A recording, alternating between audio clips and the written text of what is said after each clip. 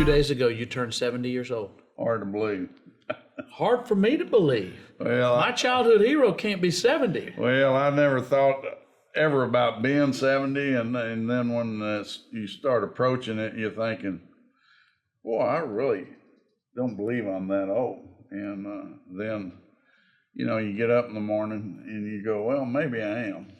So, it's you're proud to be able to say that you've lived that long and had a good life, and I have the mindset that I'm looking forward to the rest of my life and trying to live as long as I possibly can. Well, you're in town to be a pawpaw. I was telling Ramon, my producer, he said, why is he in Houston today? And I said, well, Reed's child had an event last night. He said, he just came in to be a pawpaw? And I said, yeah. He goes, that's really cool. Yeah, I try to plan my trips if I have the flexibility to do it around their events and go watch their games. And now that baseball's starting up and Jackson will be playing, and will give me an opportunity to come down some more. I mentioned you were 70. Let's go back to you being a young man. Your father moves from Refugio to Alvin. He's got the Houston Press, I guess. No, we were the Houston Post. Yeah, we lived in Woodsboro. I was born in Refugio because that's where the county hospital was. And then he worked for the old Stanley Oil Company and was transferred up to Alvin because of the Hastings field there. And then there's 6 of us siblings, and my 2 oldest sisters were getting ready to go to college. And so my dad, to put them through school, we became the distributors of the Houston Post. So he had 2 jobs, and that became a family venture because my brother and I would roll papers. My brother was old enough that he delivered, and so my dad and my brother delivered the route, and at one time we were throwing 1,500 papers. Wow. What kind of man was Nolan Ryan Sr.? Well, he was very mild-mannered, quiet, hard worker that certainly supported his kids, but all 6 of them. Yeah, and let them choose what they wanted to do. So he never put any pressure on us to play sports or do whatever.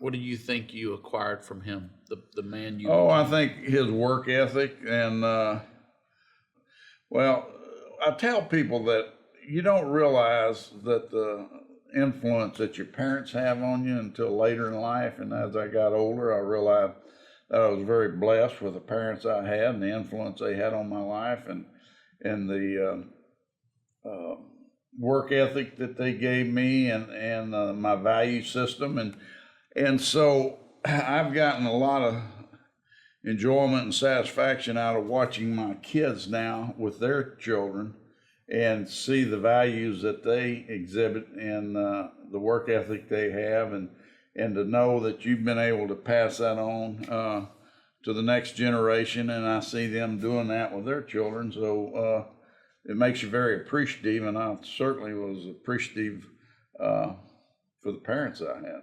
Martha Lee Hancock Ryan, what kind of person was she? Well, she ruled the household. She didn't stand for any nonsense, but she was a very caring, loving mother, and that's what she did. She had 6 children, and she was a homemaker, and she was kind of the cornerstone of that family. And you look back on it and you realized what you took for granted. A lot of people didn't have that opportunity. Reading about your Little League exploits, you started at 9, and by 11 it sounds like you were in Nolan Ryan form. How much did you enjoy Little League? How important was that? Well, that was a big event in my life. I used to tag along with my brother. He's 7 years older than I, and he played all the sports. And so once I was big enough to tag along with them, I always tagged along thinking maybe they needed a right fielder or somebody to play a position. And so I look forward to the days that I could play Little League. And in those days in Texas, Little League was the first organized sport that was available for you, so it was a big deal to make a Little League team and have a uniform and your cap, and you wore your cap every day of the year in the summertime. Right. I read that you started at 9. Now they start at 4 or 5 years old off a T-ball. Is that too soon?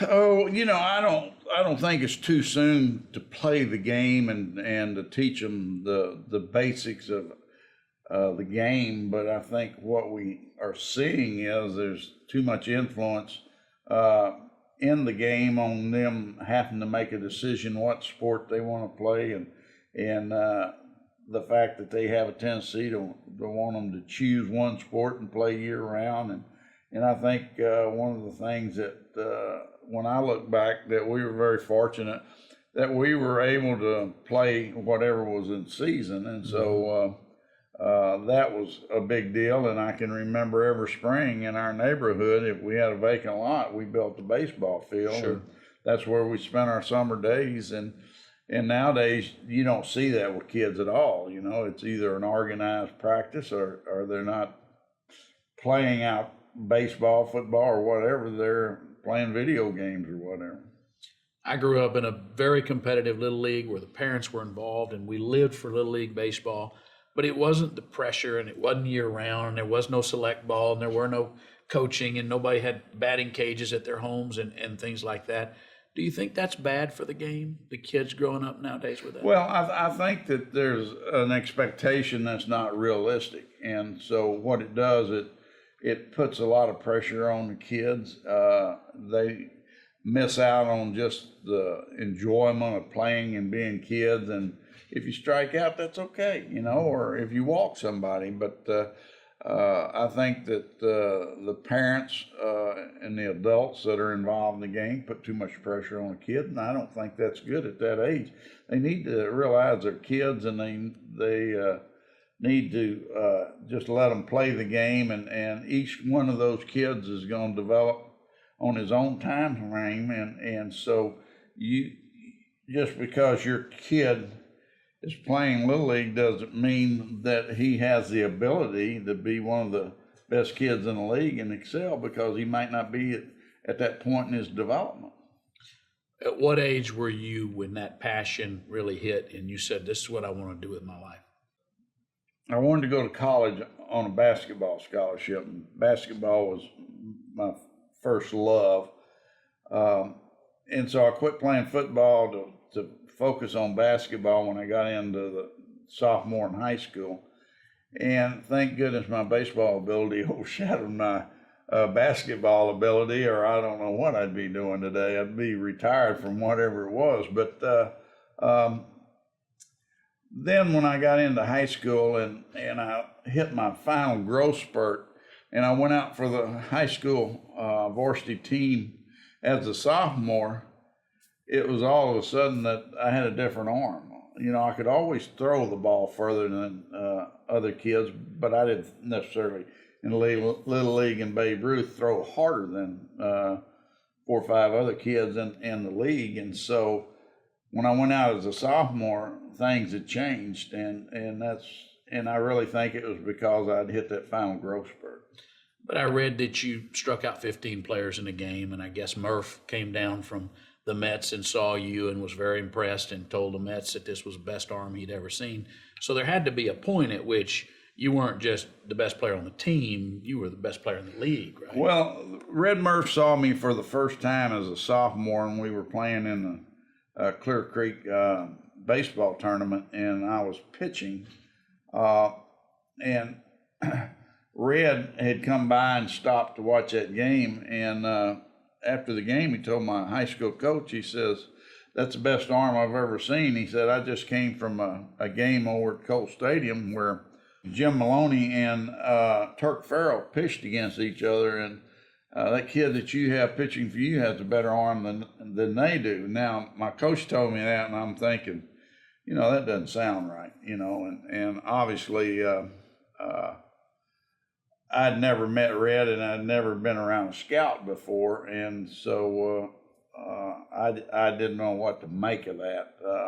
All I knew at that point in my pitching career, if you want to call it that. All I knew was to throw as hard as I could for as long as I could, and that was my mindset all the way through high school. Who was helping you at that point? Now you got coaches and tutors and experts and all. There was nobody.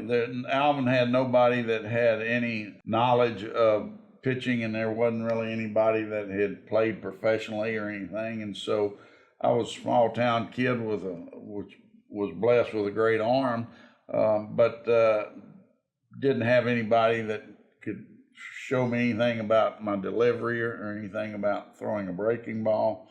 And Red actually took an interest in me, and my senior year really tried to a couple times help me with my breaking ball. But now that I look back on that with the knowledge that I have about pitching and mechanics and how they're all related, for me to be consistent in high school was a big challenge because I was inconsistent on my delivery, and so that meant that the results of my pitches were going to vary from pitch to pitch.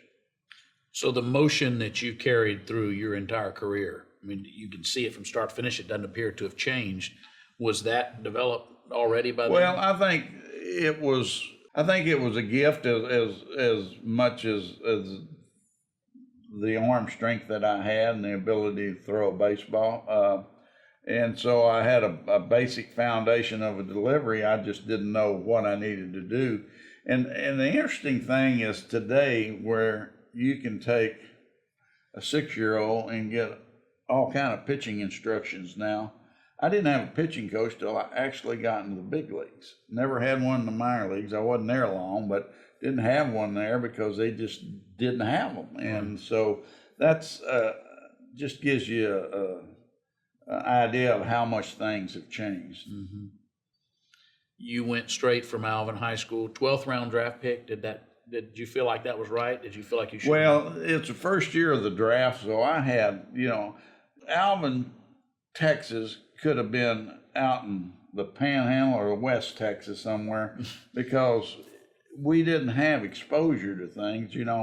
A big event was to go up to Colt Stadium and watch Colt 45s play, and then obviously the first year of the Dome in '65, that was a big deal. But up until '65, they didn't have the draft, so you really didn't have any expectations and had no idea of what was out there talent-wise. Now I looked at myself as a high school kid that was so raw.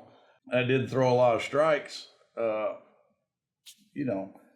do I rate with kids coming out of the University of Texas or any other good baseball program, or versus a pitcher coming out of Houston, out of a 4A high school in those days? That was the top high school.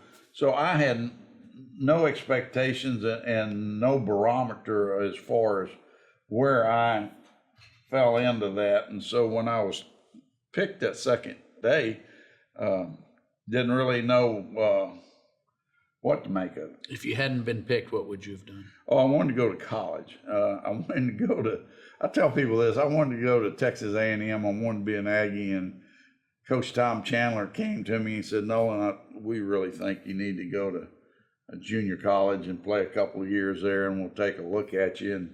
And so, Texas and all the other schools had offered me scholarships, but I was the last 6 kids, and I knew my parents weren't in a position to have another kid in college because 2 of my younger sisters were still in college. And so I signed with the Mets, and so the next year at 19, I was in the big leagues, and I saw Tom Chandler here in Houston at a baseball dinner. They used to have the annual sports writers dinner.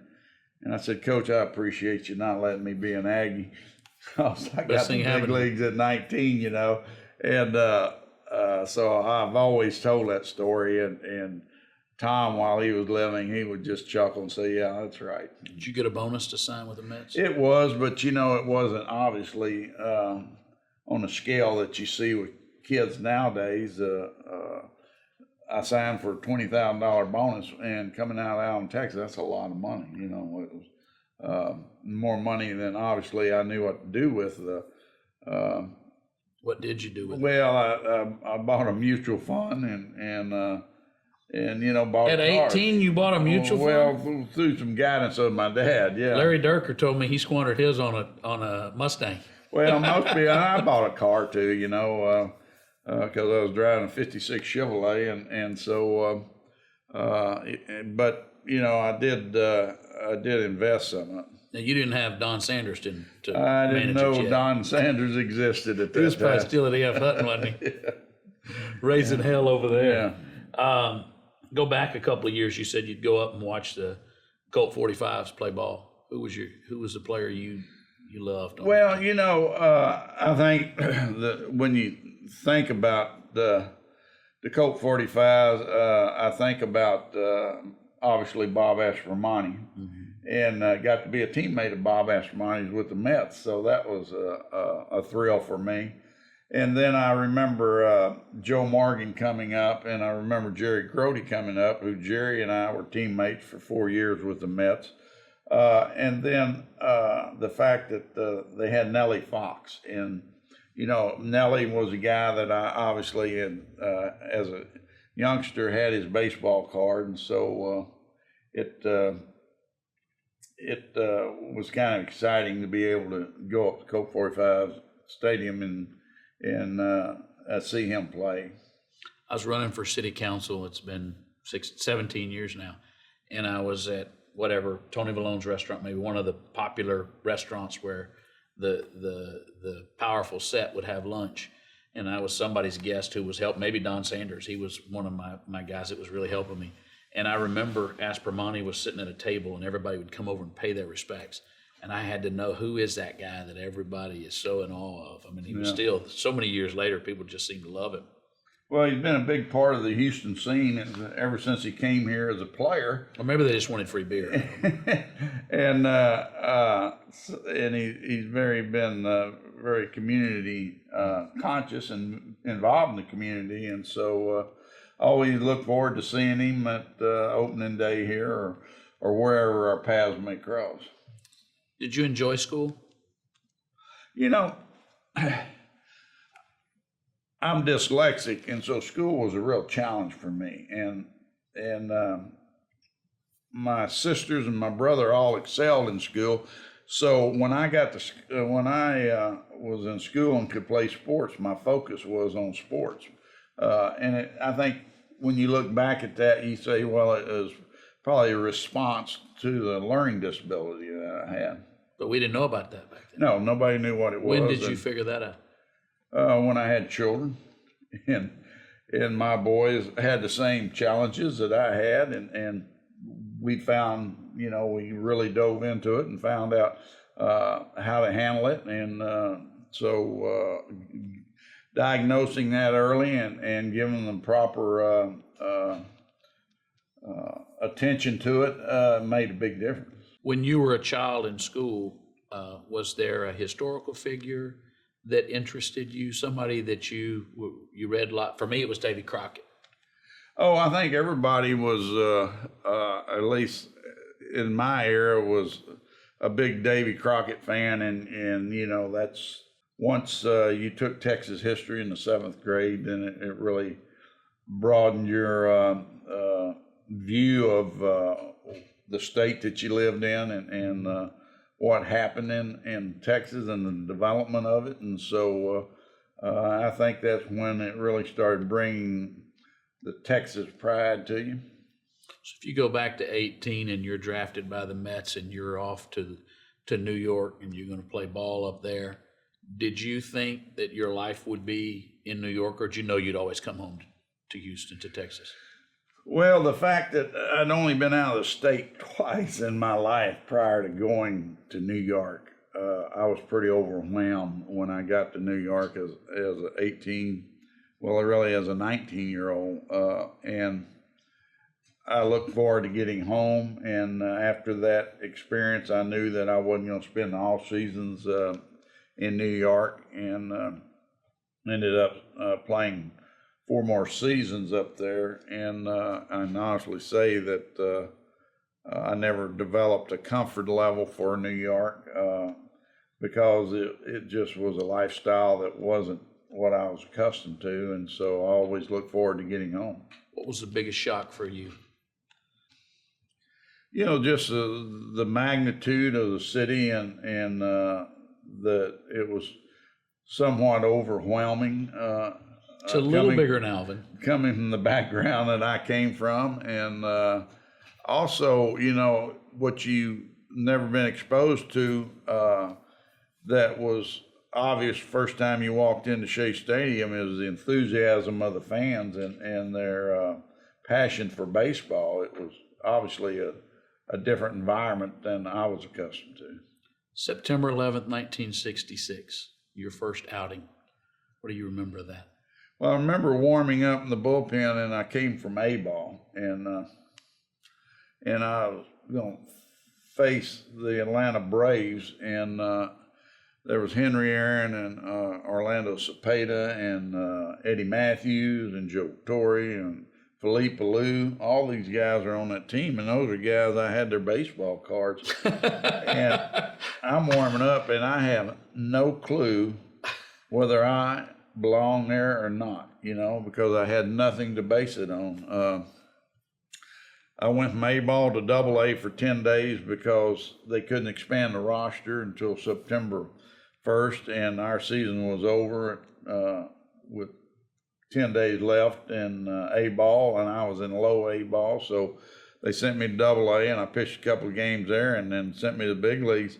And so I was just totally overwhelmed. I had no idea whether I had what it took to get anybody out, and it was extremely intimidating to face those guys. You know, several Hall of Famers and guys that, like I said, you had their baseball cards, and you just had no clue how to approach them or anything. Didn't know. All I was at that point in time was a thrower. I didn't know how to pitch. So, you know, all I did was go out there and take my God-gifted ability and try to get them out. You know, you're either the greatest pitcher of all time or one of a couple, and you never brag. I guess that's the Alvin way. It's the Nolan Ryan way. Your son's the same way. You're humble, and I love that. But that's who you are as a person. But did you have a confidence when you were starting that first year that I can do this? Because all I hear you say, I hear a young man lacking confidence. Well, I think that when you take somebody out of the environment that they came from, which I came from, and put them into a different environment, I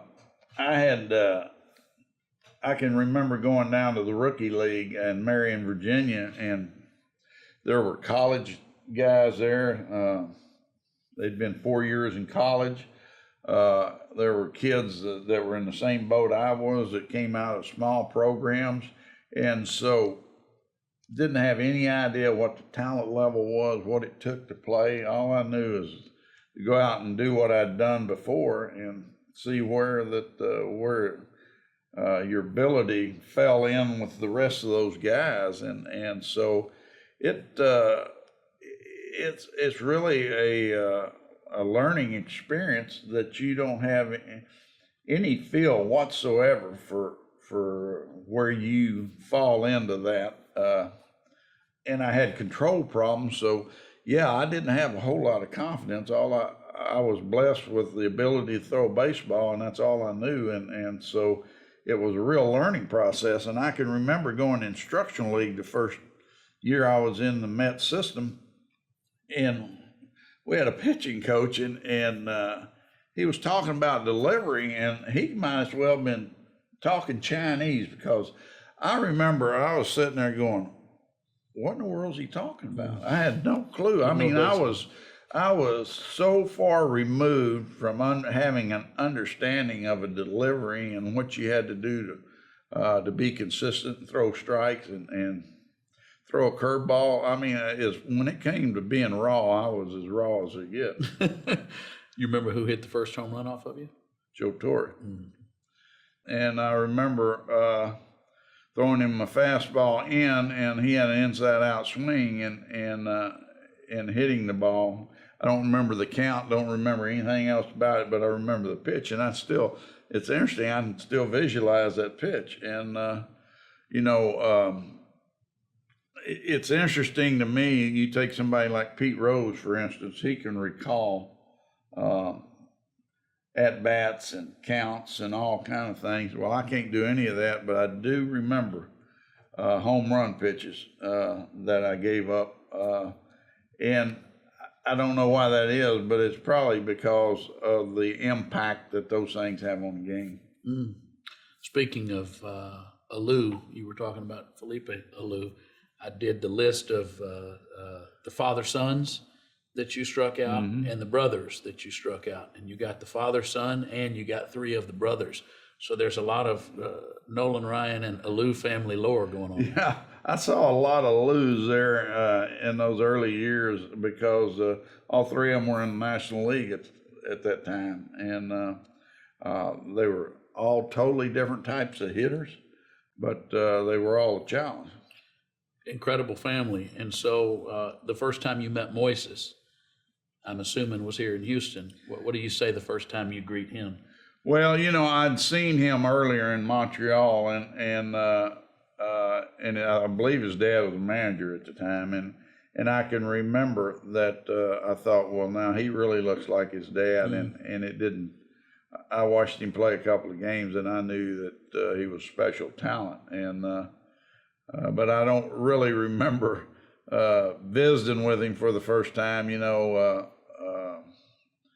but I think of the 3 brothers, I think Felipe was the toughest out. 1966, you start with the Mets. 1967, an interesting story that very little is written about, but I think that's one of the things I would imagine that kind of makes you who you are. It was an interesting time, the war going on and the reserves and things like that. Well, what happened was I was going to Alvin Community College in the off season, and I got my draft notice, and was told to report January 3rd. So I want to say this was probably early November, and I called the Mets and I said, hey, I got my draft notice and I have to report January 3rd.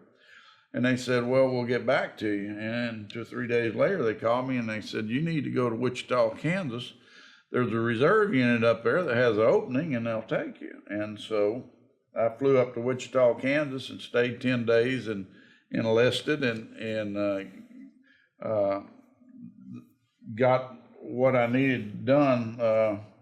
And then they gave me my orders to report January 3rd. So I ended up leaving January 3rd and going to Fort Polk, and they in Louisiana, and they were full and couldn't take us, so they moved us, took us over to Fort Jackson, South Carolina, and that's where I did my basic training, and then went to Fort Leonard Wood. And so basically, I lost the whole year of '67 because of that military obligation. Mm-hmm.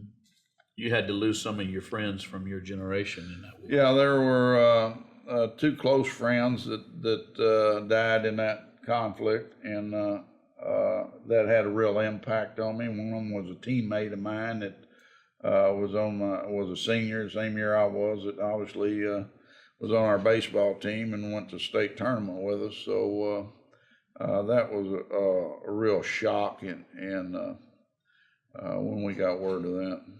So then you go back in '68 and start pitching again for the Mets. Stay there till '71. How do you remember those Mets years?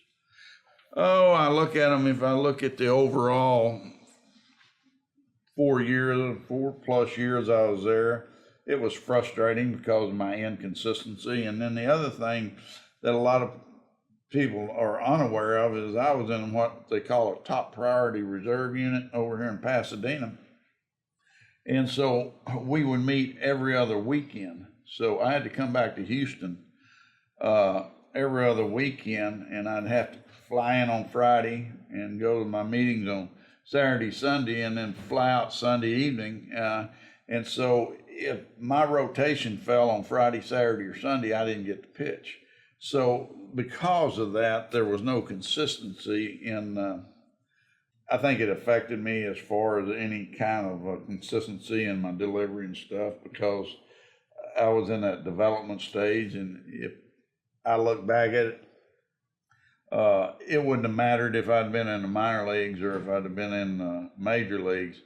I had that obligation, and so I was gone. And then also there was a 2-week summer camp that I had to leave for. And so it was just at that time that you had those challenges, and there were 3 or 4 other players on that team that had that same obligation. So what did your mates going through this whole process, what did they think? Because they had to know you were a professional baseball pitcher. Well, they did, but because I was playing in New York and I was kind of a no-name player, I don't think that the guys in the reserve unit probably gave much thought to it. So then you get traded to the Angels, and every report says that's kind of where your career really took off. I mean, you seem to Well, hit your stride. it's a combination of a couple things, and one is that my military obligation was over, and so I was through with the reserves, and I went to an organization that was rebuilding, and so we pitched on a 4-day rotation, and I got to accumulate a lot of innings, and had a pitching coach that really started stressing with me what I needed to do with my delivery to be consistent, and the fact that Tom Morgan, the pitching coach, and the innings I accumulated, I think really kind of was a turning point in my career. I want to go back to the Mets. Who's the player you remember most fondly from your Mets years? Oh, it had to be Tom Seaver because of the influence he had on my career, and also the fact that he was at the top of his game during those years, and was truly an impact pitcher. And I feel very fortunate that I had an opportunity to play with him for 4 years, because watching him go about his business and his work ethic had definitely influenced me and my approach to my career.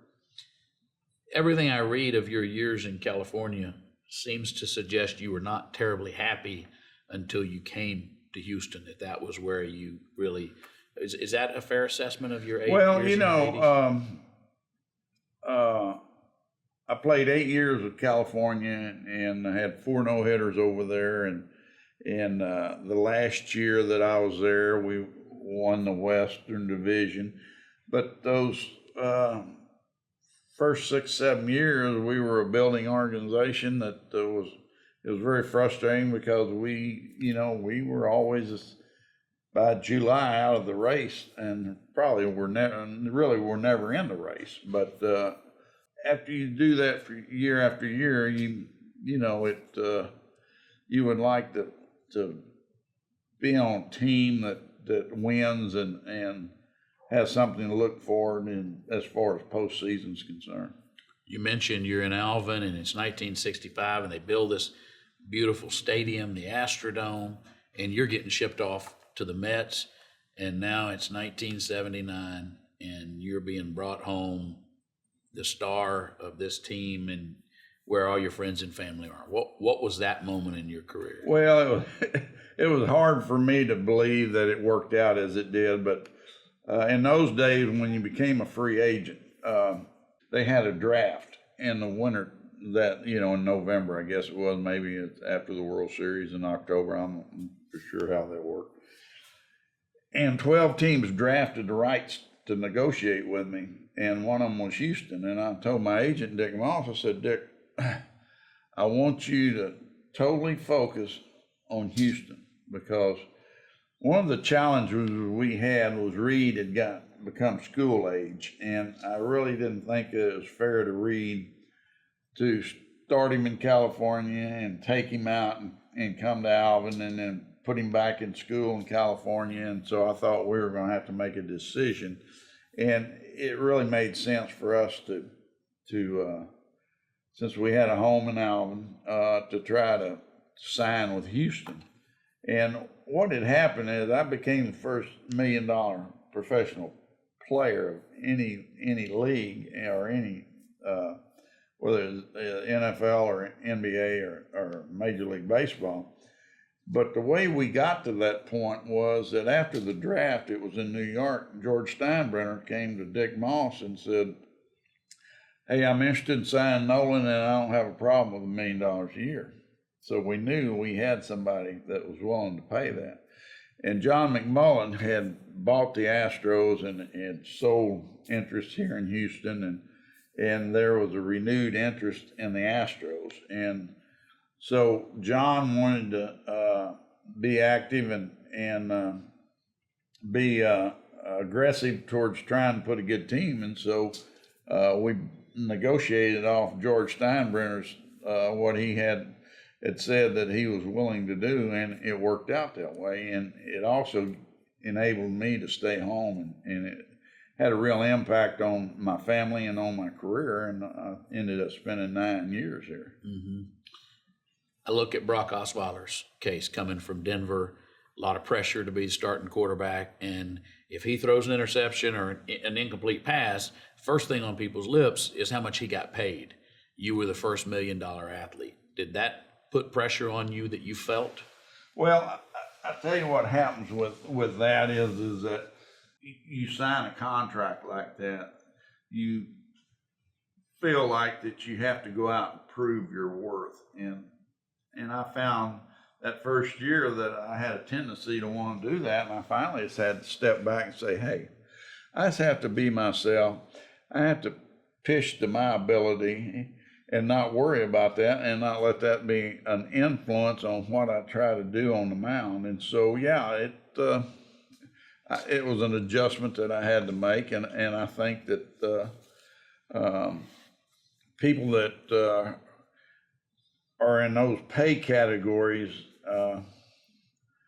have to probably have that type of feeling. They have to deal with that. Mm-hmm. I asked Larry Durker some questions about you last night, and he talked about, you're the consummate Texan in so many different ways. And he said that there were times before he would pitch, he'd be warming up, and he'd be against, some guy that had just come up and the team wasn't any good and they didn't have any hitters. And he said, I knew we were going to win, and I knew I was going to have a great game. And he said, he was, I guess, in the broadcast booth, and he asked you the question. He said, Nolan, Noli, he calls you, Noli, you ever have one of these situations where when you're warming up, we're about to win and this is going to be great? And he said, you said, not a chance. And he said, I meant it. He goes, Don Sutton was the exact opposite. Don Sutton would cut up and clown around. He said, with Noli, you knew he was hardcore. He was hard charging. He was going to be focused. Well, I think that's pretty accurate because that's the way I felt. I didn't play for teams that scored a lot of runs. So I felt that, hey, I had to go out there and I had to try to shut them out. And if I didn't shut them out, if I gave up a run or two early in the game, I had to try to hold them right there to give us a chance to win. And that was just my mindset. And so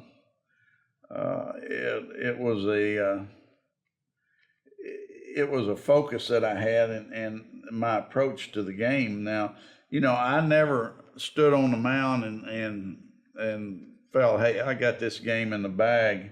And that just wasn't who I was. And it just, I would grind until the last pitch. Your Mets years were productive, but maybe not as happy as later. Bavasi, what's the guy's name that was in California that I read didn't appreciate you as much as the rest of the league? That was it Bernie Bavasi. Bavasi. Yeah, he was a general manager, and he was the old Dodger general manager, Buzzy Bavasi. Buzzy. That's it. Yeah, and he, I don't know why, but that was basically he. I think when I signed with the Astros, he said, well, all I have to do is go out and buy 2, 8, and 7 pitchers. Mm-hmm. Mm-hmm. Yeah, a 500 pitcher, he said. Mm-hmm. And anyway, you did better than 26 and 27 for the Astros, so I think that turned out all right. Those years with the Astros, are those your happiest years in baseball? if you talk about the overall what happened, yeah, and there's a lot of unique things about my years with the Astros is that it was the best thing that ever happened to our family because we got to live at home. It was really stabilizing for the children because they became school age and we were involved in the community and we had a real passion for the Astros. So that was a real plus. But then the other thing was that was a nucleus of a team that stayed together the whole time I was there in that 9 years. That I developed some great friendships with those players and to this day feel close to them. And so that was a real plus. So the overall experience couldn't have been better, except maybe we would have won more. But, being there in 80 and 86 and seeing how the community responded to those teams was really special, and feel very, very blessed that you were part of that team and witnessed that, because it's kind of like the Love You Blue era that to have witnessed that and to have the opportunity to watch Earl and Baum and those guys, it was special. Pastorini asked me to tell you that in '68 he was drafted by the Mets, so he could have been on that team with you and Tom Seaver. He just wanted you to know that. He wasn't sure you knew that or not. Yeah, I'd read that somewhere. I was born in '70, so I'm 9 years old when the Astros bring you in, and I remember it. And I remember that '80 season. I remember that '86 season. But that '80 season for me is the one that's so special in those early '80s. And our little league team, my dad was assistant coach, and he would bring our team over. And not that you haven't heard these stories 1,000 times, but a 10-year-old kid just worship. You never worship a grown man again, a mere mortal, the way you do when you're 10 years old playing baseball. And he's I agree. I think so. I go back to that moment. It was really special. I know you just had lunch with Enos Cabell before we came here, but who was your closest friend during those years that wore the uniform with you on the Astros? Well, I think, if I look back, I think Craig Reynolds and Terry Poole, and they're still very close friends of mine. Then it changed, that Billy Dorn came in and Phil Garner came in and Mike Scott and people like that. But I think Craig and Terry, when I look back, I spent more time with them, doing things on the road and than probably anybody else. Durker said that you were a guy that was such a strong influence in the clubhouse because you were no nonsense, you were a family man, you didn't party, you weren't wild, and he said that was an important role that you played. Was that conscious, or was that just who you were? No, it's who I was and am, but that's just who I am. And Al Rosen was the general manager here, and when we got Charlie Kerfeld, he came to me in spring training. He says, "Nolan, I want to ask a favor of you." I said, "What's that, Al?" And he said, "I want to locker Charlie Kerfeld next to you when we get back to Houston, because I think you can be a positive influence on him." And I said, "Well, hey, if I can help Charlie and I can help the team, that's fine with me." And boy, my boys were attracted to Charlie and all his antics. And I told Al one day, I said, I don't know if I'm a positive influence on Charlie, but he sure is an influence on my boys. Not a good one? And I don't know if that's good or not. But, and Charlie and I have remained friends over that. And I'd like to think that that I may have influenced him in some ways, I'm sure you did. But I always felt like that, hey, if you can be an influence on somebody, if it's a young kid looking up to you or whatever, then you want to be a positive influence. And so that's kind of the way I took it, if I could help young teammates that came in. Craig Reynolds is very involved at Second Baptist, man of great faith, and lives it. Was that where he was in his life at that point? Yeah, he was, and I think his grandfather was a Baptist minister, and I always felt like that Craig kind of felt that calling, and he kind of was the spiritual leader on that team. Is that right? Yeah. If you could indulge me, can we go around the lineup? Third base, Enos Cabell, your thought? Well, Enos played the game hard. He wanted to win. He was a team player. He'd do anything he could to help the team, and so you really respected that. And if they moved him from third to first, whatever, he was willing to do whatever he could do to help the team. Catching Alan Ashby. Alan, I'd played against in Cleveland, and Alan had the same mindset as that he wanted to win, and the biggest challenge Alan had was catching the knuckleball, because there's no way to anticipate what it's going to do, and so I think that at times catching Joe Necro put a lot of stress on him. I guess you remember that of the sets of brothers you struck out, the Necros was one of them. We mentioned Craig Reynolds. I guess Joe Morgan at second.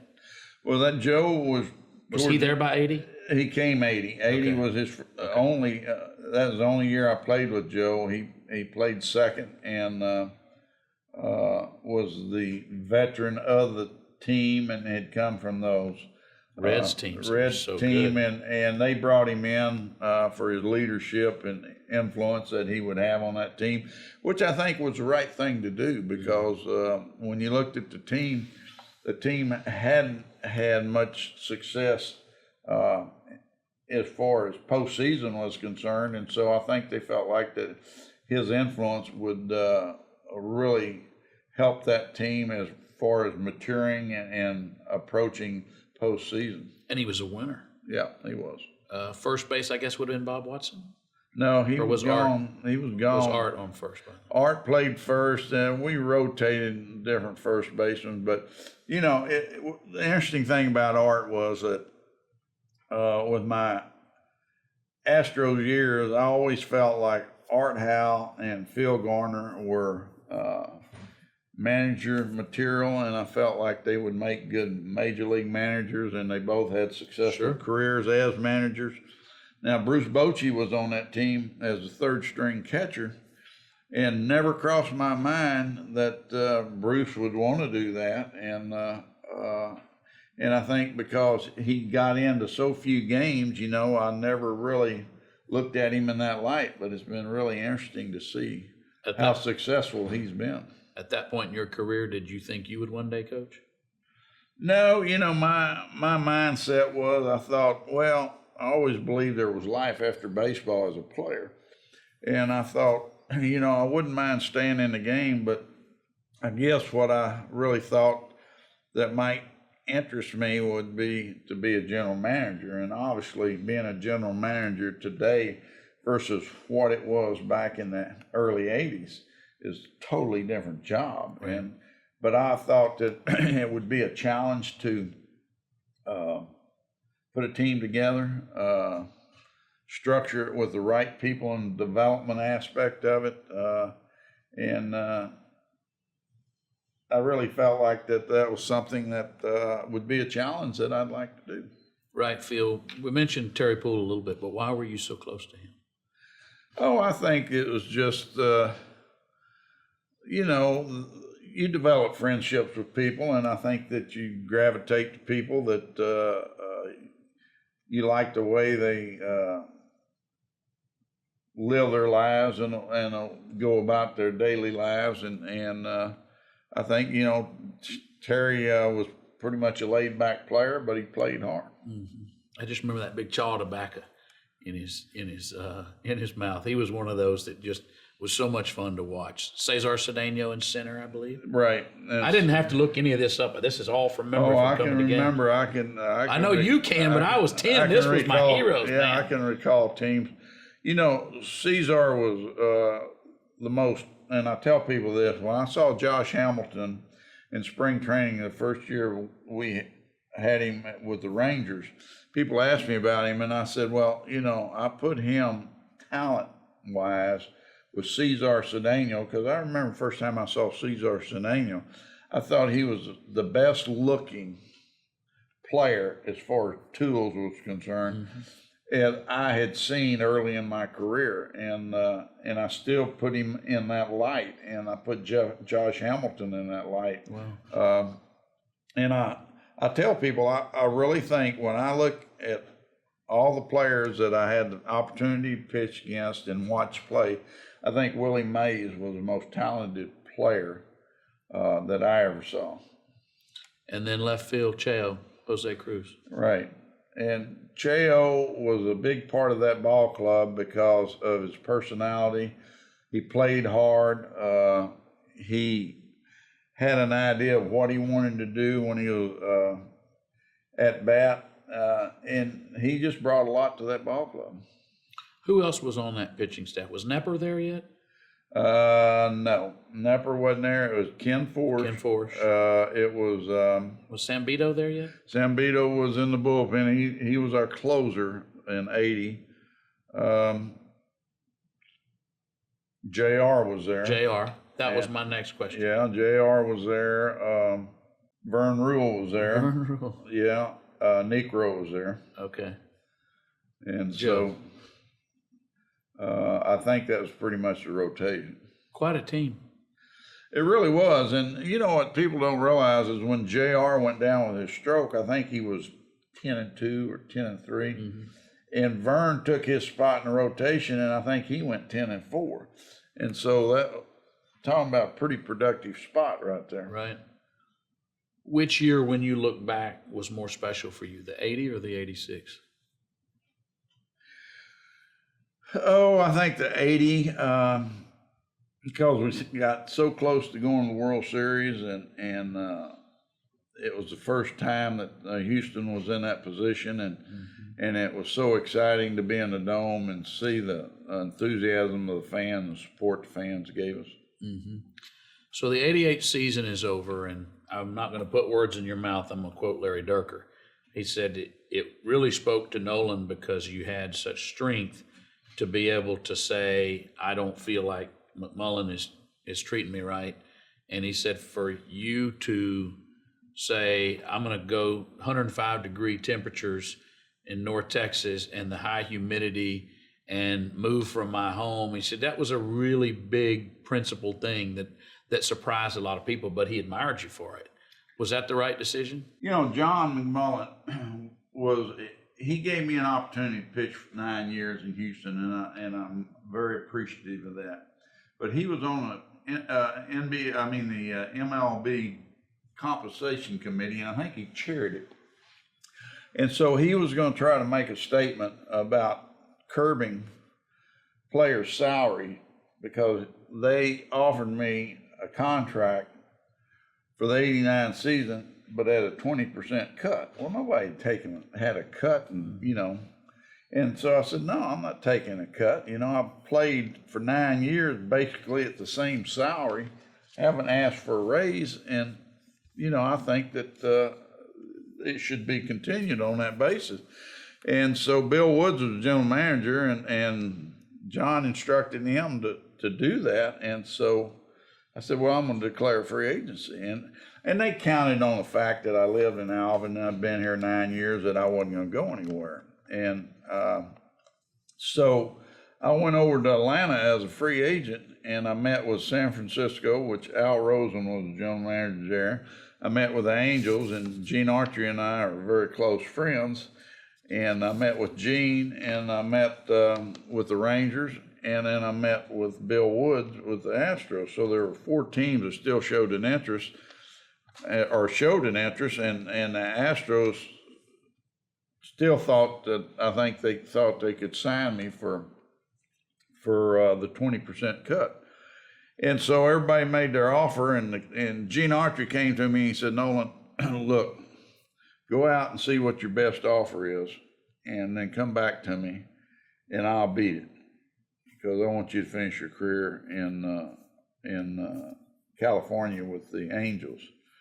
And so we met with the Rangers, and because the kids were still in school and we lived in Alvin, I just felt like that made sense. And I went there I asked for a 1-year contract, and they wanted an option for the next year. And I said, yeah, if y'all want to bring me back and I want to play 1 more year, I'll agree to the option. So I went there on a 1-year contract with an option, and I ended up staying 5 years because You're already over 40 at that point. yeah, I was 42, and a lot of neat things happened to me there that,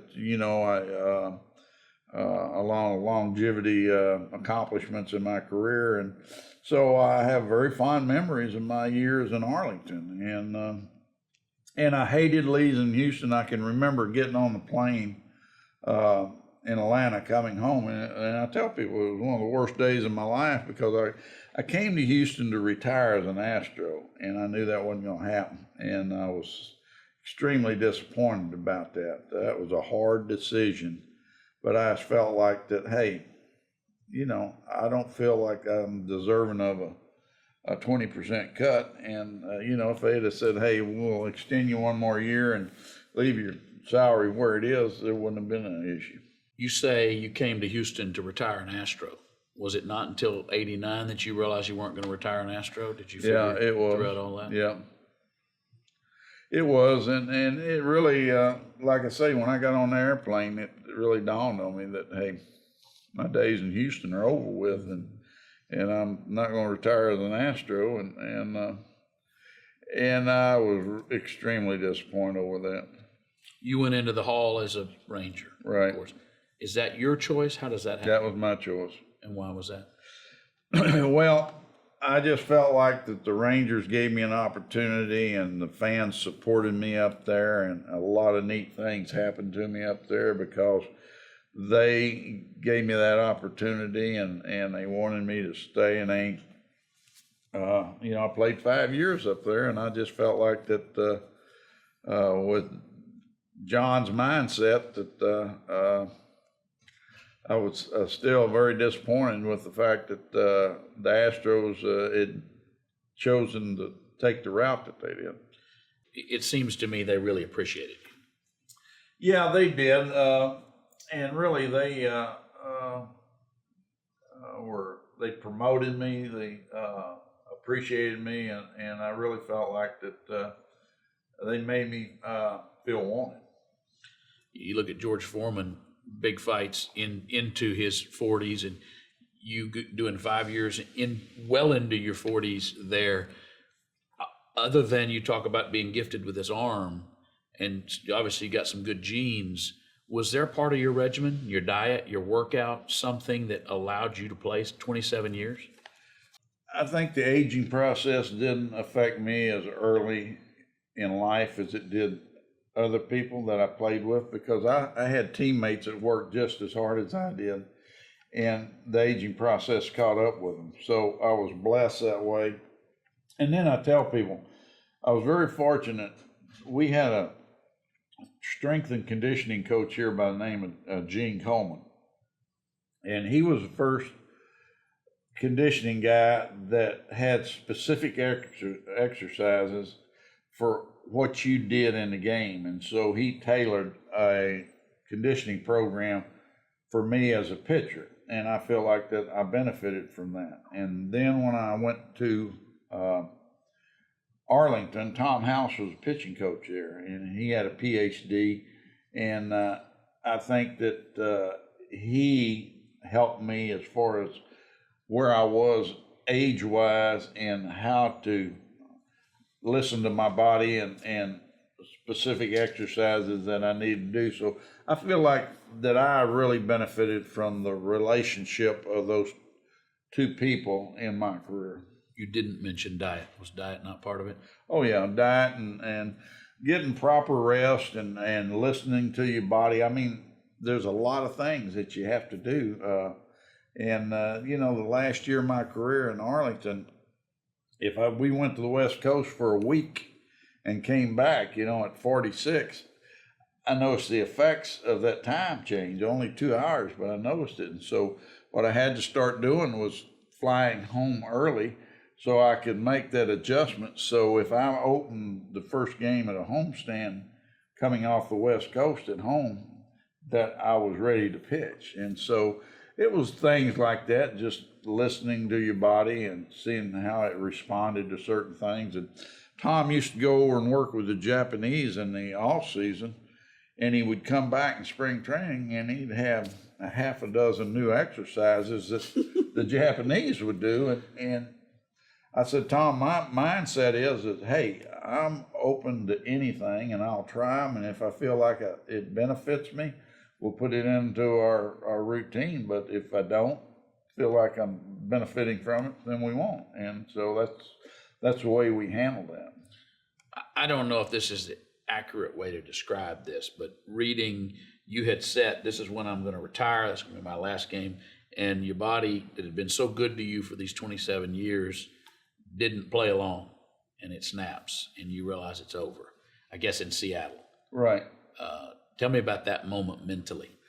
Well, I had programmed myself that I was going to retire at the end of the year, and I announced it going in spring training because I wanted people to understand that this was going to be it. And so early in May, tore a cartilage in my knee covering first base and had to have it scoped. And so I was behind to start with, and then I would have periods where I threw well and then periods where I didn't. And so I knew I was at the end of my career because it was all these little injuries that I was always rehabbing from. And I'd pitched the 5 days previously in Anaheim against the Angels, and I threw really well and had a really good game and went into Seattle, but my elbow was sore after that start, and it was still sore when I warmed up that night, and it was bothering me.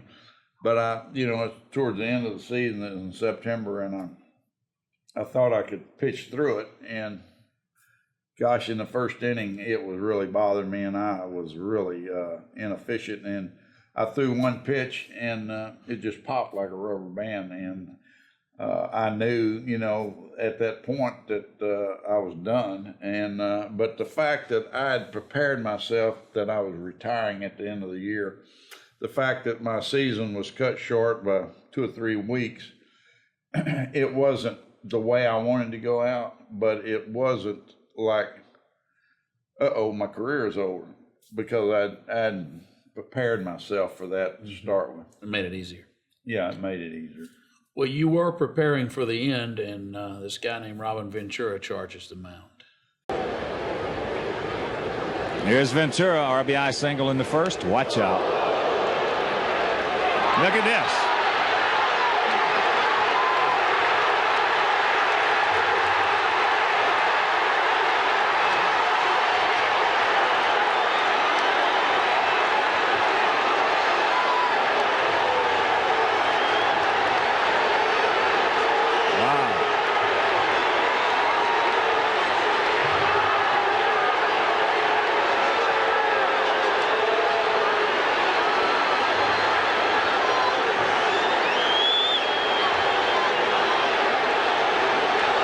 Robin took exception to the pitch. Well, you know, the interesting thing about that is that it was a reaction on Robin's part, but there was some history there, not between Robin and I, but between the Rangers and the White Sox. We had gotten in a fight with them earlier in the year, and so there was some bad blood there to start with, and I was an aggressive pitcher. You know, I'd pitch inside, and so they knew that, and so I just think that when Robin came up the first time, I left a ball out over the plate, and he got a hit to left field, and so I felt like I needed to come in on him, and my intent was not to hit him. I was going to pitch him in on his hands, and if I missed, I was going to miss in and get him off the plate. But I got too far in and hit him, and he just responded, and you know, that thing took on a life of its own, and Does that bother you? you know, it's not what you want to be remembered for. Does it bother me? No, but you know, I felt bad about for him, and when he got the job as the manager of the White Sox, his first managed game in the big leagues was opening day in Arlington, and I was working as president at that time with the Rangers, and I think the media thought, oh, what's going to be made of this? Well, about 30 minutes before the first pitch, I went over to the visiting clubhouse and went into his office and congratulated him on getting that job and wished him luck. And I just told him, I said, you know, Robin, I'm sorry that this thing's taken on a life of its own, you know, and I certainly don't have any animosity or hard feelings, and he didn't either. I mean, Well, you have no reason to have animosity. You left a knot on his head 20 years his senior. He's the one that has to live through that. You know, it was just, like I say, I think it was just a reaction on his part, and he certainly, I think he probably wished it never happened too. You don't, I studied the film again, you hardly move. You prepare you steady yourself. Is this something you've thought through in your head a few times? This is what I'm going to do? Well, you know, I think it's just a response, you know, and you'd held a steer or two in the same position, right? Yeah. And I told people, I said, I was just glad that he was a normal sized person, because prior to that it had been Willie McCovey and Dave Winfield. Right. And Winfield in 80 was not a pretty picture, right? You know, and so that's just the way it was. Mm-hmm. So, do you wish that would go away, or is it you just understand that's part of baseball? well, you know, it's kind of died here, you know, in the last few years, you know, and so I don't maybe in think your about world, not in mine. When your name comes up, people mention that moment. Well, you know, what's interesting is I can go to question and answer situation, and I usually it used to be the second or third question that came up. Now it may be the fifth. Larry Durker said that I was asking about your pitching style and how pitchers responded, and then, you know, was the Ventura thing, you know, Dave Winfield and McCovey, and there were these cases, and he said no, Nolan wasn't known as a headhunter. He didn't throw at you the way we all know who some of the guys were. He said, didn't throw at you to throw at you. He said, but he was known as an enforcer. He was a consummate teammate. And if you threw at his guy, you knew the next inning you came back out and he was going to throw at yours. Is that fair?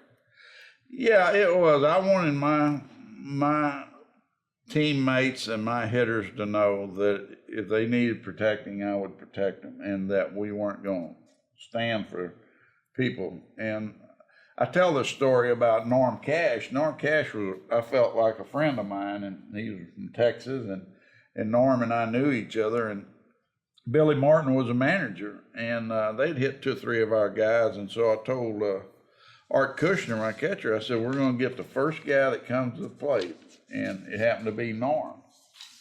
And Norm knew, he could sense it coming. And he told Art, he goes out, he says, Art, after my last warm-up pitch, he goes, go out there and tell Nolan I had nothing to do with this. It was Billy.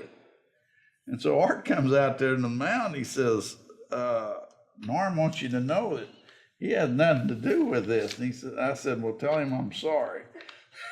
In advance. That's just the way it worked out.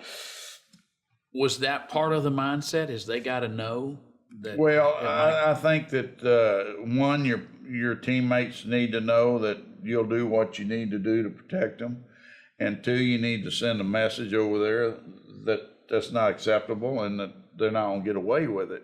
And I think by them knowing that, then it curbs a lot of it. And you know, the game's changed a lot, obviously, of what we were accustomed to doing in those days to what it is today. And they're trying to protect the players because they have such an investment in them. obviously the famous Reggie Jackson quote. He said, "I loved facing Nolan and I hated facing Nolan. Hitting the fastballs like eating ice cream. And I love ice cream, but I didn't want Nolan shoveling ice cream down my throat." But he also said that you were the only pitcher that he ever thought about putting the ear flap on his helmet. Is that a compliment or? Well, I think he realized that being a fastball pitcher, and that you don't have a lot of time to react if a ball's in, and I think he knew I was just wild enough to get hitters' attention. That obviously what he said, I take as compliments, and but I also understand. I tell people this. I said, if hitters would have known what I knew, I wouldn't hit off of me. And I don't think, if they knew what I knew as far as my ability at times in my career to control my fastball, they probably would have been a lot more hesitant to stepping in the box. Coach Durker said that he felt like with JR, who of course his career was cut short, he said JR was even wilder than Nolan. And he said people were afraid of him because he might hit you and he didn't intend to. And he said, Nolan on his worst day, his control wasn't there. There was fear in that batter. Is that something that you understood and you knew was a tool? Well, I can tell you this, I used intimidation to my advantage because there were some hitters that, that was an issue with them, and you knew who those guys were. And so, you'd pitch them in and early in the count and try to use it to your favor. When you look back, were there things that you did that you developed because they worked that you continued to do that intimidated? Well, I think what happens is as you develop as a pitcher, you understand what assets you have that are beneficial and what you can use in that manner. And then there's other things that, being conveniently wild at times was beneficial, but being wild all the time certainly wasn't. Mm-hmm. You transcended in 27 years, and I think not just because you're the all-time strikeout leader, you transcended being an athlete and you became a celebrity. Whether you like it or not, there's your beef and sausage might be wonderful, but your celebrity's great. People want you to say that their product is good, and they want you at their event, and they want to shake your hand. Heck, I've been dying to meet you. I've worn Reed out to get to meet you. Did you ever expect that aspect of it? No, you don't think about those things, and the first few times that somebody asks you to do something in that light, you're obviously very honored that somebody looks at you in that light, and then it's a different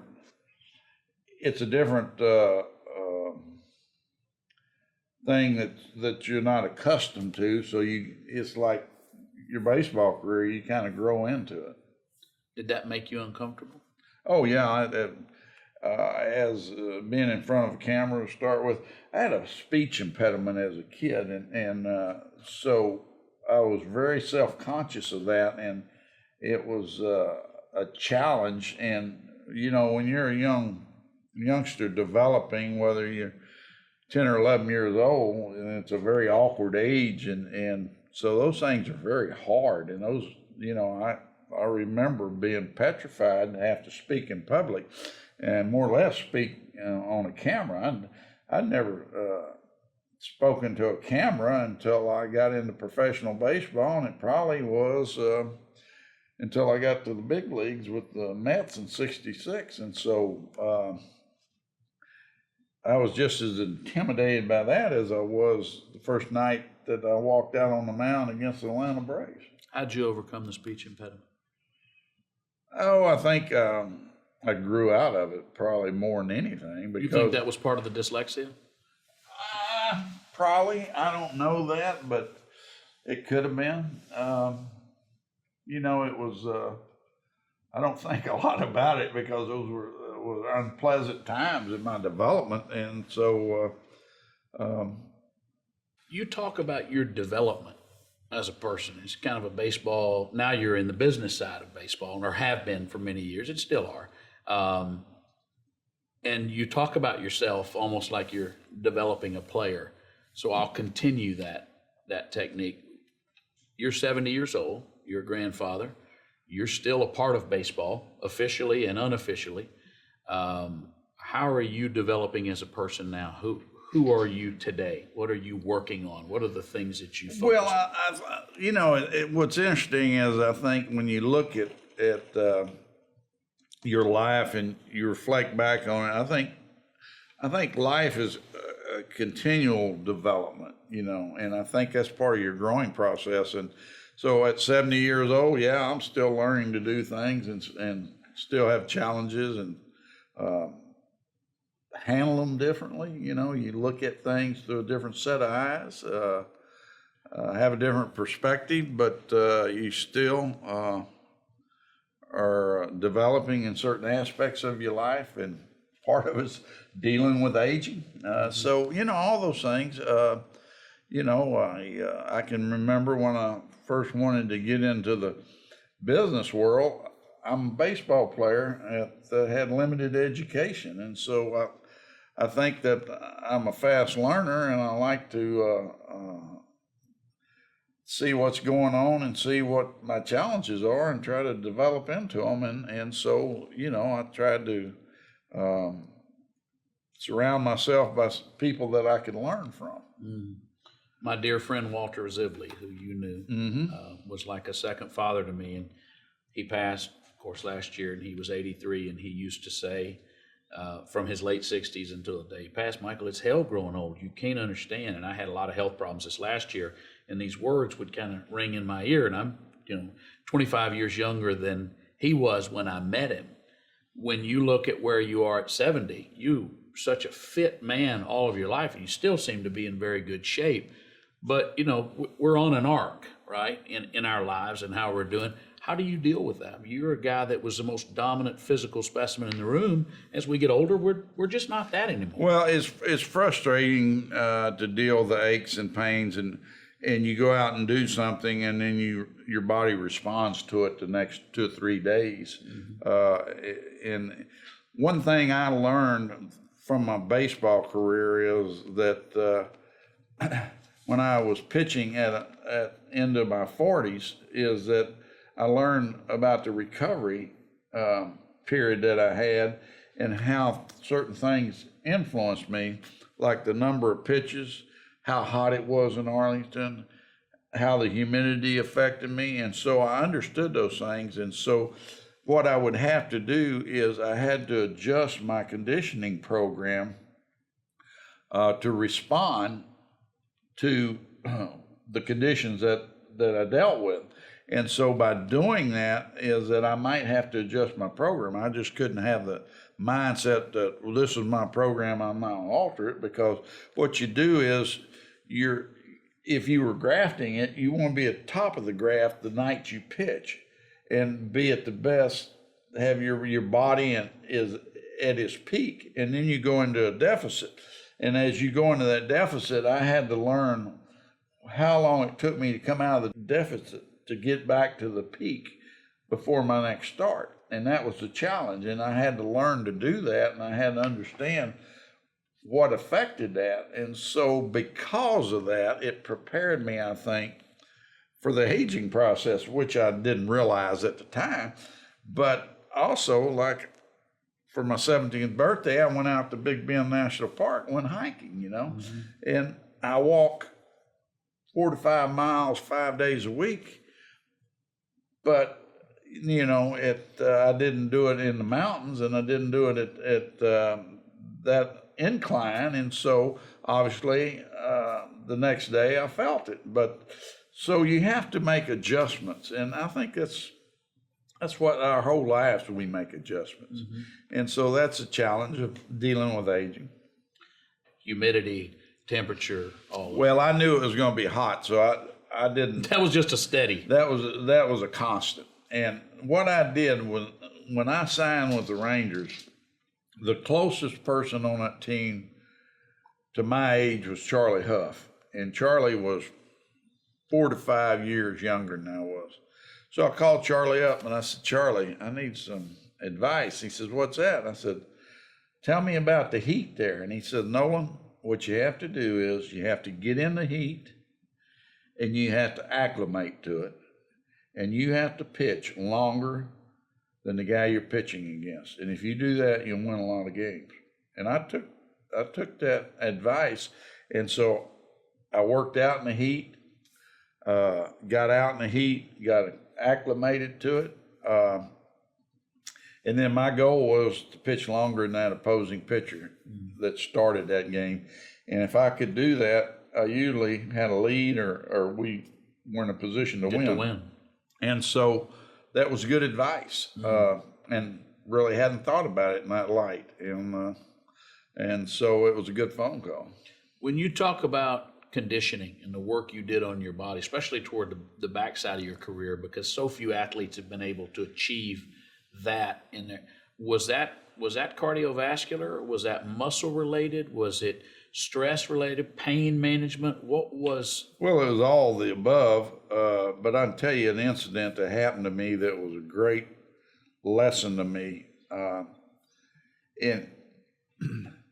it wasn't necessarily the case, but it influenced me in this way. I was in an instructional league, and Eddie Stanky, the old manager for the White Sox, was our manager down there. And we were playing a game at Al Lang Field, and I was pitching, and I hit an inside the park home run, and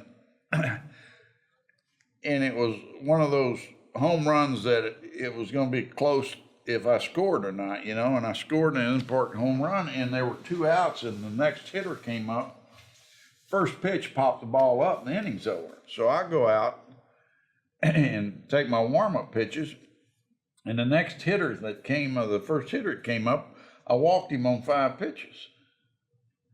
And Eddie Stanky came out of the dugout. He says, give me your glove.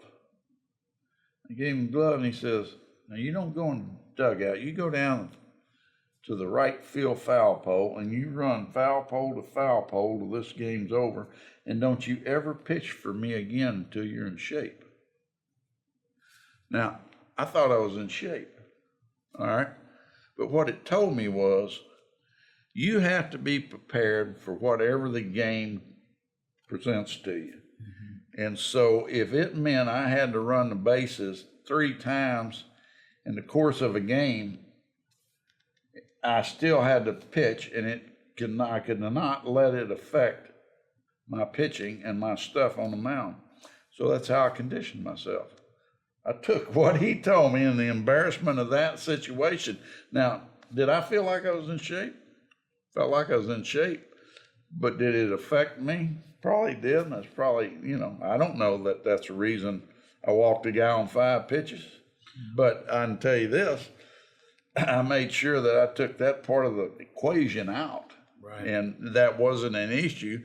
And so that's one of the things that drove me to work as hard as I did, was that if I had to hit 2 inside the park home runs, when I walked out on that mound, it didn't take anything out of me. Well, my guess is that he knew you well enough to know whether this came from Lynn Nolan Ryan Sr. or just from within, that if he pierced your pride, he was going to get a better Nolan Ryan. He got my attention, I can tell you that. Yeah. Right. You wouldn't have liked that. Yeah. You hit, I think, 2 home runs in your career.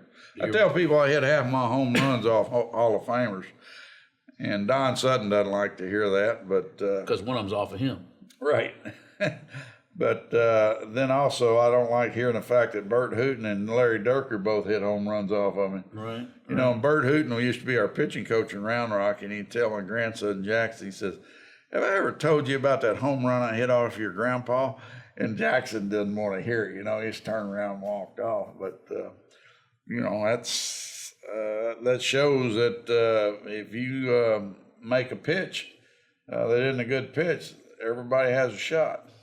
You remember those 2 home runs? Like, can you, in your mind's eye, go back? I remember them, and I remember I just threw a fastball in there because I was behind the count, and I didn't want to walk the pitcher. No, I mean the ones you hit. Oh, yeah, the ones I hit, yeah, they were both. Did you just giggle?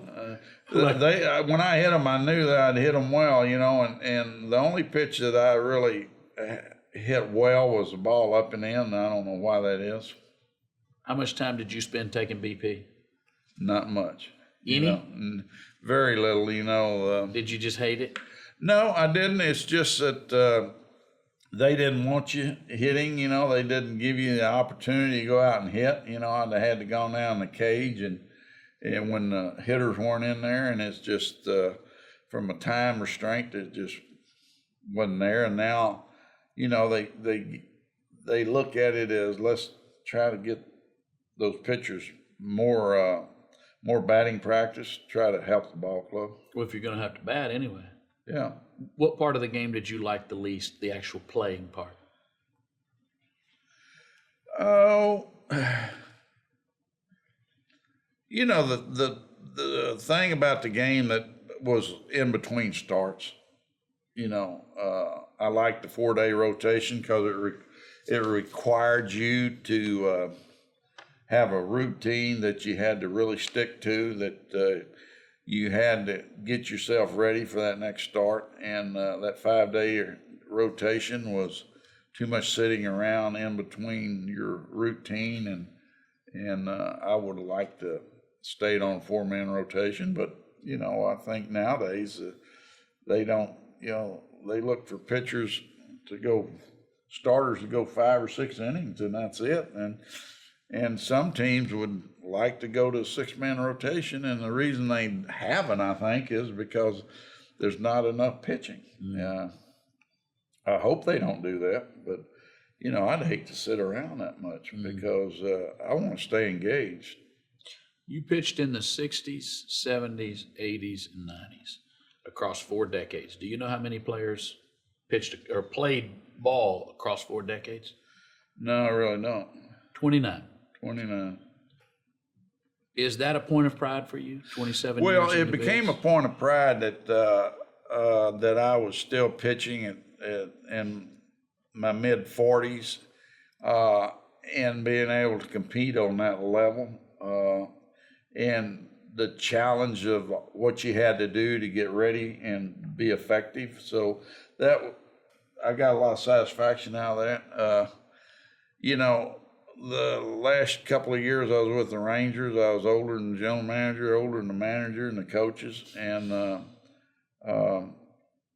Reed was older than Pudge Rodriguez, who was catching me. And so it was strange. And you know, you don't look at yourself through that light that people look at you as a dinosaur or an old man, but it kind of was disappointing, I guess, in your own mind that your teammates looked at you that way, you know? What way is that?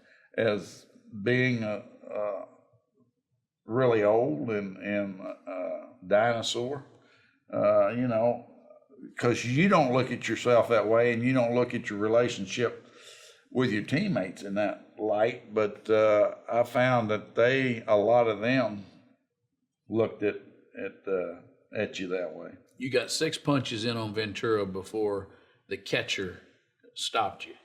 Remember who the catcher was? With our guys, it was Pudge. Yeah. And now he's going in the Hall of Fame.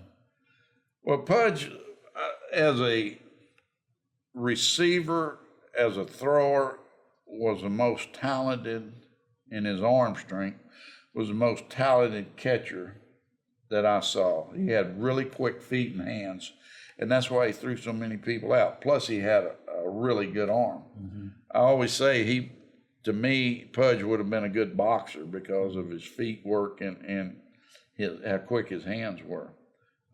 When I first saw Pudge come up, did it cross my mind that he was going to be the hitter that he turned into? No. But when I saw George Brett and Robin Yount as rookies, would it ever cross my mind they were going to have the careers they had and be in the Hall of Fame? No, it didn't. All 3 of those guys developed into what they became. Well, how did you feel when you got the news Pudge Rodriguez going in the Hall of Fame to join you? I was really happy for him, and I just felt like that he was definitely deserving, and I just didn't know with the book that Jose Canseco wrote, Yeah. saying about the steroid use in those years in Arlington, how that would impact him, being a first ballot guy. Mm-hmm. And going in with Jeff Bagwell, of course.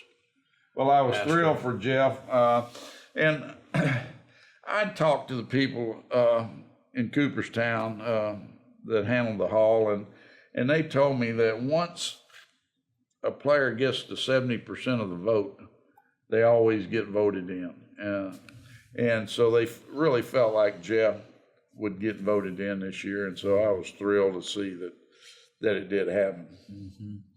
There were 6 votes that did not go your way. 99. 6 that kept it from being unanimous. Does that bother you, or could you? No, not at all, because, the one thing I've learned in my life is that not everybody's going to like you, and you can't worry about that, and people are going to make up their mind how they vote for whatever reason, and it may have to do with your personality, or it may have to do with what they think. Some people think nobody should be voted in on the first ballot, and so it doesn't bother me at all. And you think about it, Lou Gehrig wasn't voted in the first time. You had years that you led the league in strikeouts. You had amazing years and never won the Cy Young. Why? Well, am I asking the wrong guy? No, I think pitching in California certainly hurt. I think pitching on teams that didn't score a lot hurt me. I think the number of walks that I had hurt me. The year that I really felt like I was deserving of winning it, Jim Palmer won it.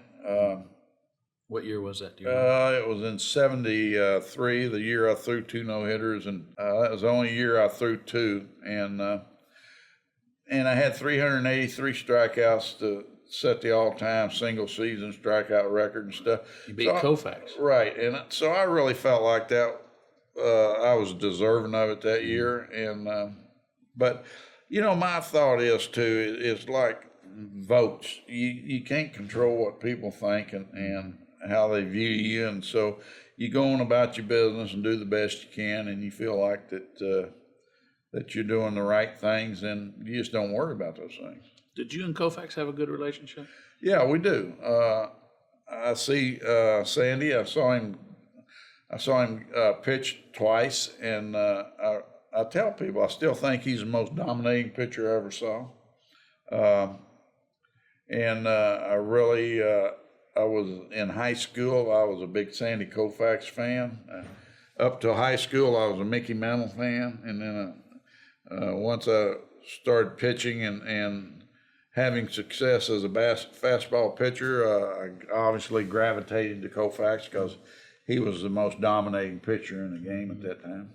He made the comment when you broke his record with the single season strikeouts that, yeah, he also had 91 more base on balls than me. And I didn't know if that was meant in jest, but I also saw that he said, I think some guys that should have just walked swing the bat so they can sit down because they're afraid of being hit by him.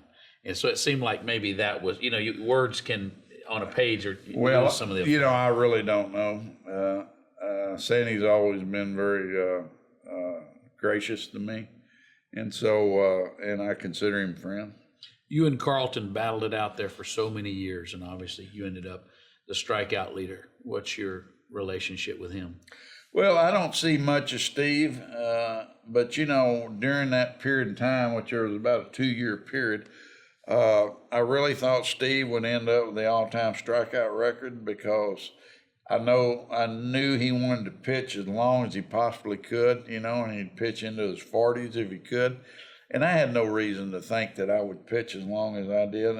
And so I felt like just because of the number of innings that he probably was going to accumulate, that he would probably be the all-time strikeout leader.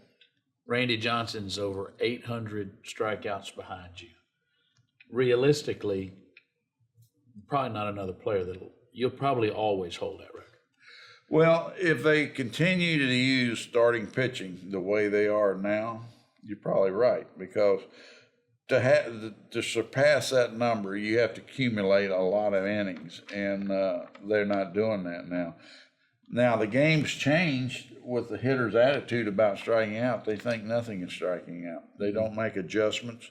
They don't change their approach to hitting, whether they have no strikes on them or 2 strikes. And so, you say, well, God, wouldn't it be nice to pitch in today's era where these guys don't care if they strike out? Yeah, it would, with hitters having that attitude. But also, it'd be real frustrating if they took you out in the 5th or 6th inning. I don't know what the answer to that is, but when we started games, we started with the mindset that we were going to complete games. And if we didn't complete it, we were disappointed. 7 no-hitters. I think I read 18 one-hitters. 12 one-hitters. 12 one-hitters. I think 18 two-hitters, yeah. How many of those 12 one-hitters do you just grit your teeth and say, man, I let one bad pitch get away? Well, I was talking to an employee of ours. He was a big baseball fanatic, and he was asking me about, because he had seen where I had a no-hitter going into the 9th inning against the White Sox with 1 out, and that Dick Allen hit a little topper to third base, and we had moved our shortstop to third because somebody got hurt, and he came in and caught the ball but couldn't get it out of his glove, and it was a bang-bang play, and they ruled it a hit. And that was the only hit I gave up in 9 innings. Then I had a game with the Yankees in Anaheim, and in the 1st inning, Thurman Munson hit a pop-up behind second base, and the shortstop and second baseman called each other off, and it dropped, and it was the only hit of the game.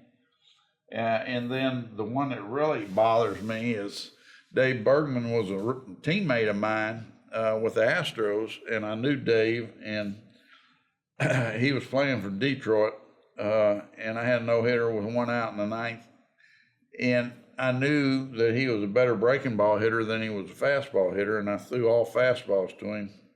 And in the 9th inning, why I did this, I still don't have the answer to. I felt like I had to show him a curveball. I threw him a curveball, and he got a base hit to the left field.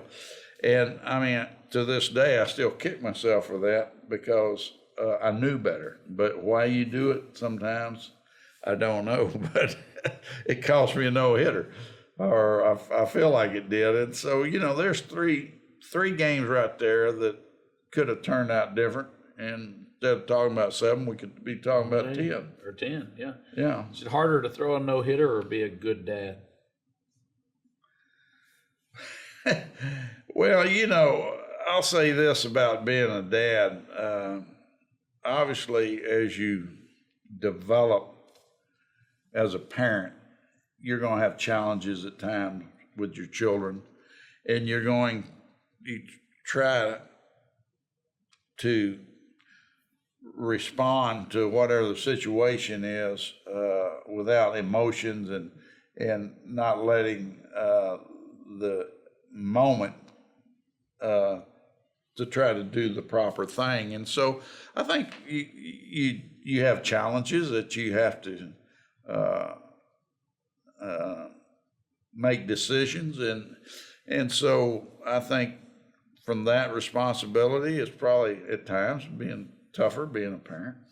I have friends, before I knew Reed, I knew friends of his that I was mutual friends with, and they said that being your son made it harder for him, because if there was a group of 5 or 6 of them and they're having a good time, if anything had gotten out of hand, Reed was going to be the one that the name would have made the paper. He was the one that was going to get in trouble because of who his dad was. Were you conscious of that as a dad? Yeah, I was, and I saw it on sports fields.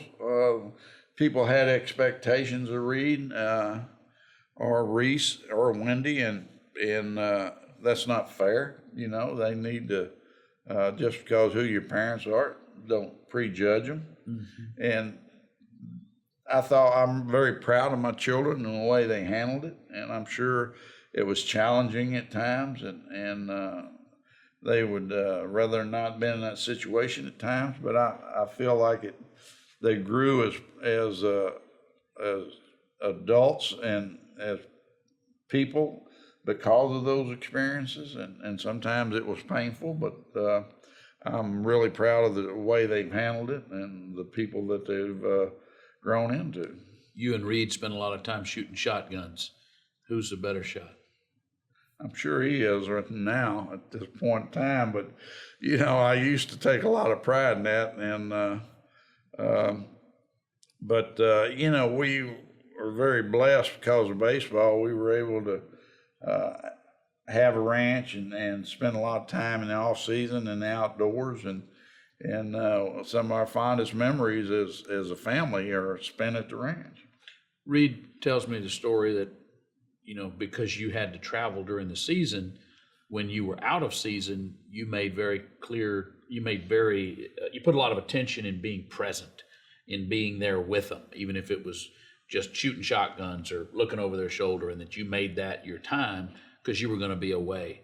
Was being away, how hard was that for you as an athlete? Well, it was really challenging at times because it puts a lot of burden on your wife, and if you don't have a strong wife and special person, you're asking an awful lot. And so I was very blessed that way with Ruth and the way she handled the time that I was gone, because you're gone half a month every month during the season, and so 7 months out of the year you're not home half that time, and so it's a real challenge. Now, our attitude as a family was, as soon as kids got out of school, they traveled with us, and it was expensive, but we felt like it was important, and they learned to deal with people and to travel and saw a lot of the country, and we just felt like that was real important for us as a family and for their development.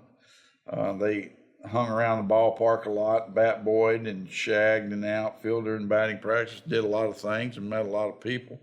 And we felt like that was really important. But I felt like that in the off season that it wasn't fair to my family for me to go off on golfing outings or things of that nature.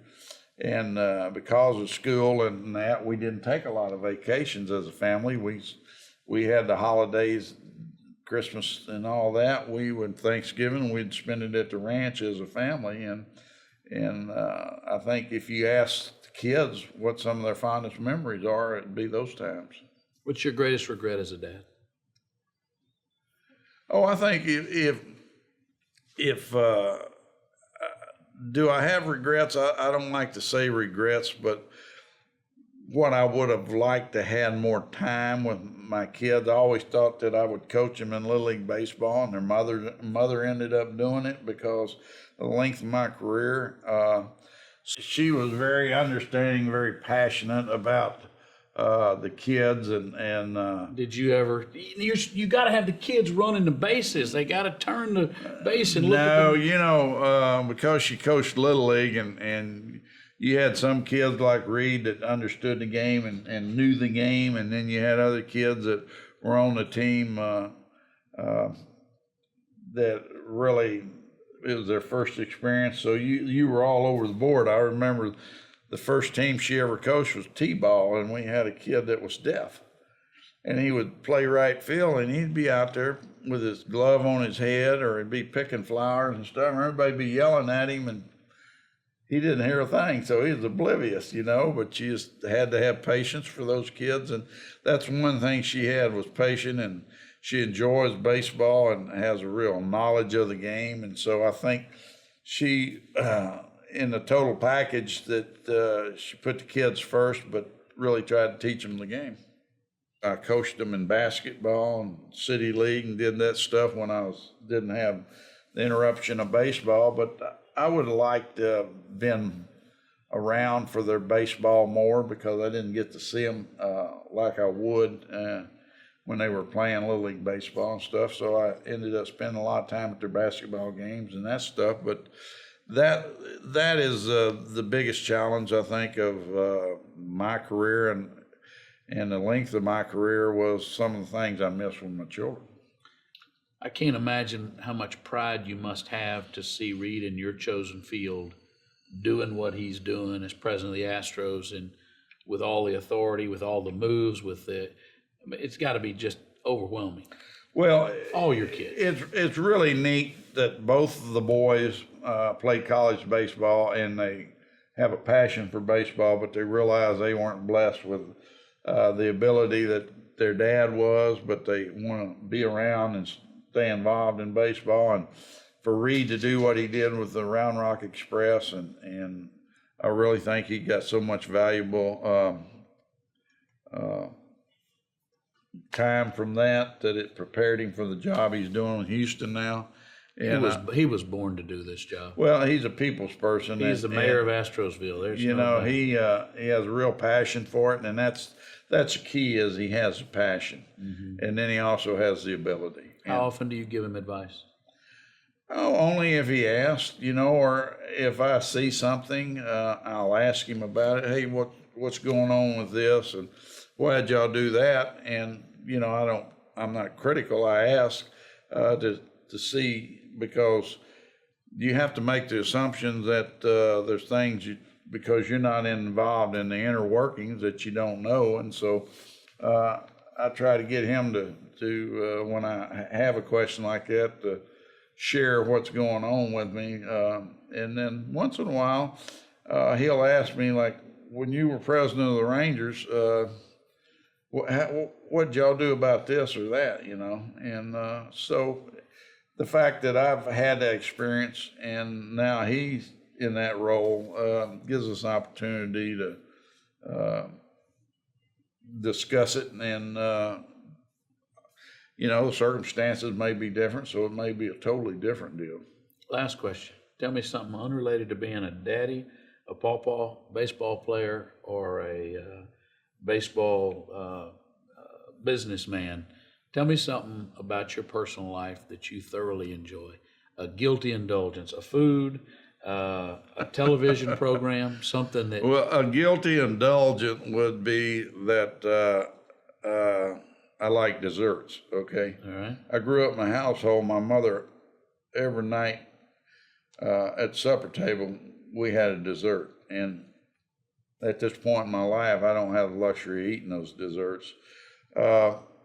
But the thing that probably people don't know about me is that I truly like wildflowers. Is that right? And spring I would not have expected that. Spring in Texas is my favorite time of year. The Indian paintbrushes or the blue bonnets? Blue bonnets and all the others. And I plant wildflowers and really